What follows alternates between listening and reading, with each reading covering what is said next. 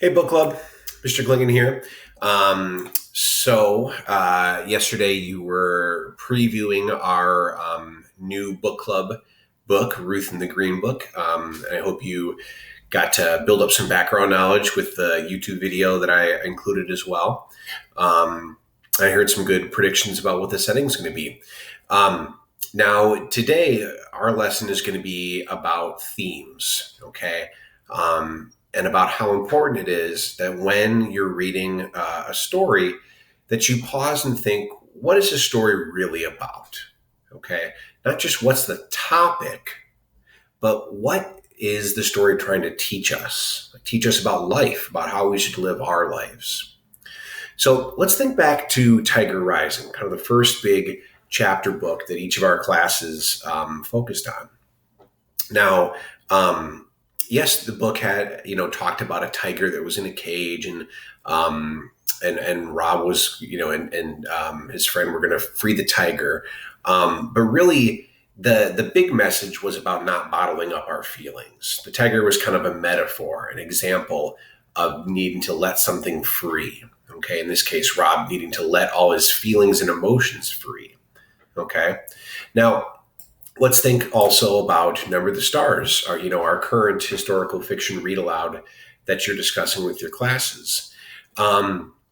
So yes, this book is about a war, okay, but there's big ideas that even us, living 70 some years after World War II is done, that we can still get from the book. Okay.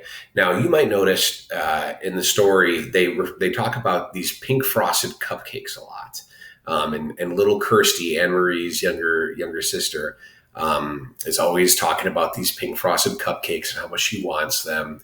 And remember, authors never put things in their books on accident. The author Lois Lowry decided to mention pink frosted cupcakes many times for a reason. So maybe you're thinking to yourself, okay, well, what do those pink frosted cupcakes really represent?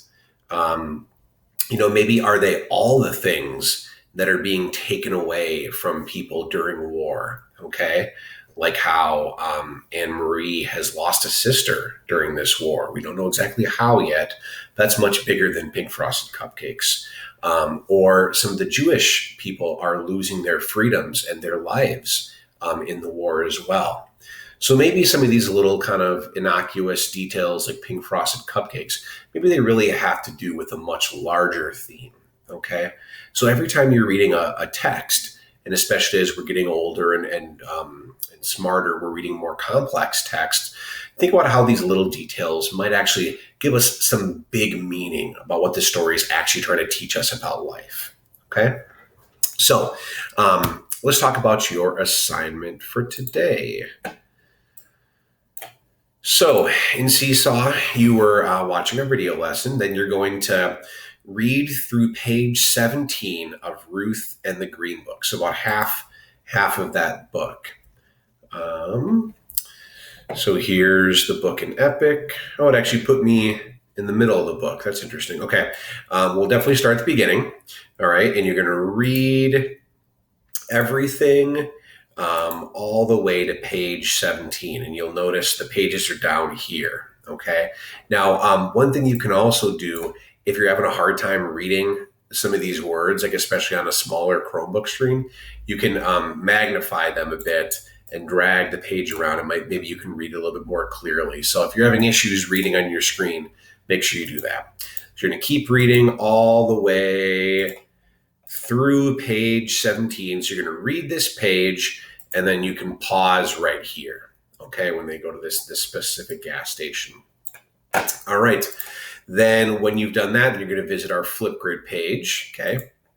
It'll take you to this discussion, find a theme, okay? Now, since we're still in the middle of Ruth and the Green Book, if you want to think about the Blitz instead, that's okay. But I want you to try to come up with a theme.